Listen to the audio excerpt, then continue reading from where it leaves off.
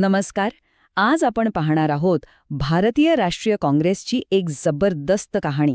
एक अशी कहाणी जिथे विनंत्यांची जागा संघर्षाने घेतली. जी संघटना सुरुवातीला फक्त काही सुधारणा मागत होती, तीच पुढे जाऊन संपूर्ण स्वराज्याची मागणी करणाऱ्या एका प्रचंड चळवळीत कशी बदलली. चला जाणून घेऊया. तर मग प्रश्न हाच आहे की याचिकाकर्त्यांची ही चळवळ आंदोलकांची चळवळ बनली तरी कशी? म्हणजे जे आधी फक्त अर्ज विनंत्या करत होते ते अचानक विरोधाची आणि संघर्षाची भाषा कशी काय बोलायला लागले? चला तर मग हा जो रंजक बदल आहे ना, तोच आपण सविस्तरपणे समजून घेऊ. ठीक आहे, तर कोणत्याही मोठ्या प्रवासाला एक सुरुवात असते, बरोबर? मग भारतीय राष्ट्रीय काँग्रेसच्या या प्रवासाची सुरुवात नक्की झाली तरी कशी, आणि त्यांचं पहिलं पाऊल कोणत्या दिशेने होतं? चला पाहूया.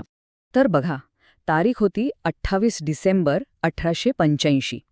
ठिकाण होतं मुंबईचं गोकुळदास तेजपाल संस्कृत कॉलेज.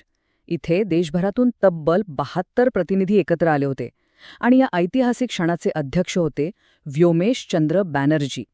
खरं तर काँग्रेसच्या प्रवासाची सुरुवात झाली ती इथूनच. आणि हे आहेत व्योमेशचंद्र बॅनर्जी, काँग्रेसचे पहिले अध्यक्ष. त्यांच्याच नेतृत्वातून काँग्रेसच्या सुरुवातीच्या कामाची दिशा ठरली होती. म्हणजे एकदम शांतताप्रिय आणि सनदशीर मार्ग. आणि याच विचारसरणीला आपण पुढे मवाळ युग म्हणून ओळखणार आहोत. सुरुवातीला काँग्रेसची उद्दिष्टे अगदी स्पष्ट होती. पहिलं म्हणजे भारतातल्या वेगवेगळ्या भागांतल्या लोकांना एकत्र आणायचं. दुसरं, देशासमोर ज्या समस्या आहेत त्यावर चर्चा करून मार्ग काढायचा. आणि तिसरं, नागरिकांमध्ये एकतेची भावना वाढवायची. पण यात एक महत्त्वाची गोष्ट लक्षात घ्यायला हवी. त्यांचं ध्येय तेव्हा स्वातंत्र्य मिळवणं नव्हतं, तर ब्रिटिशांच्याच राजवटीत राहून भारतीयांसाठी थोडे जास्त अधिकार मिळवणं एवढंच होतं. चला, आता आपण काँग्रेसच्या इतिहासातल्या त्या पहिल्या पर्वाकडे वळूया, ज्याला मवाळ युग असं म्हटलं जातं. हा तो काळ होता जो संयम आणि ब्रिटिशांवरच्या विश्वासाचा होता. आणि ही जी मवाळ विचारसरणी होती ना, ती काही थोड्या काळापुरती नव्हती. विचार करा, स्थापनेपासून म्हणजे 1885 पासून थेट 1905 पर्यंत जवळजवळ 20 वर्ष, 2 दशकं काँग्रेस याच मार्गावर चालली. याच काळात संघटनेची पायाभरणी झाली. त्यामुळे हा एक खूप लांब आणि तितकाच महत्त्वाचा टप्पा होता. पण मग ही मवाळ विचारसरणी म्हणजे नेमकं काय होतं? अगदी सोप्या शब्दांत सांगायचं झालं तर या नेत्यांचा असा विश्वास होता की आपण घटनात्मक मार्गाने, म्हणजे अर्ज, याचिका देऊन आणि ब्रिटिशांच्या न्यायबुद्धीला साथ घालूनच आपली प्रगती करू शकतो.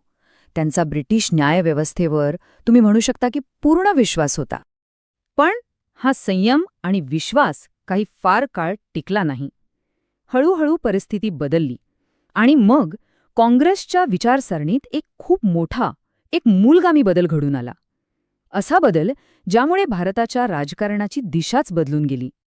इथे बघा, एकाच फ्रेममध्ये 2 वेगवेगळी युगं दिसतायत. एका बाजूला आहेत व्योमेशचंद्र बॅनर्जी, शांत, सनदशीर मार्गाचं प्रतीक, आणि दुसऱ्या बाजूला लोकमान्य टिळक, ज्यांच्या नजरेतच तो जहाल आत्मविश्वास स्पष्ट दिसतोय.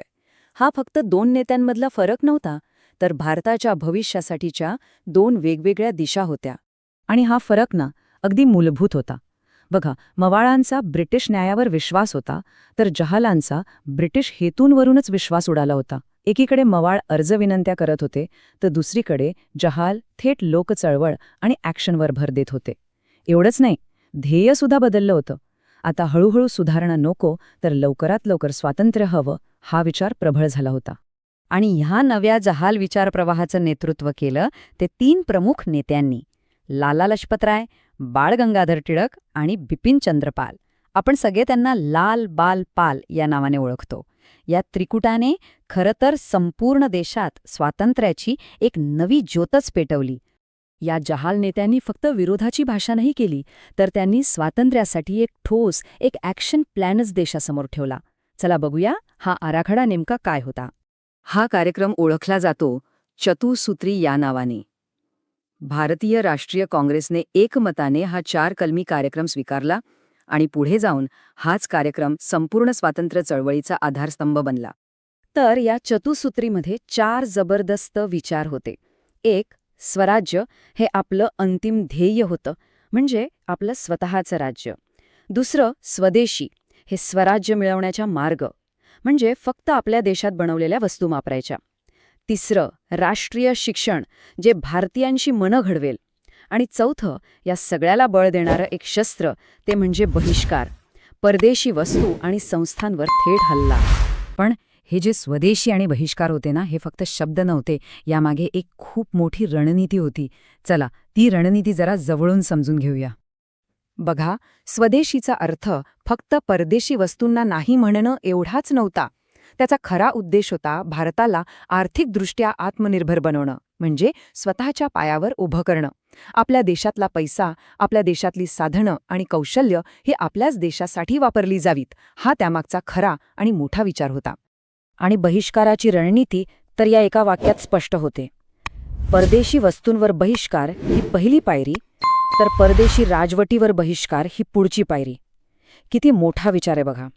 म्हणजे सुरुवात करायची आर्थिक विरोधाने आणि त्याचा शेवट करायचा थेट राजकीय सत्तेला आवाहन देऊन.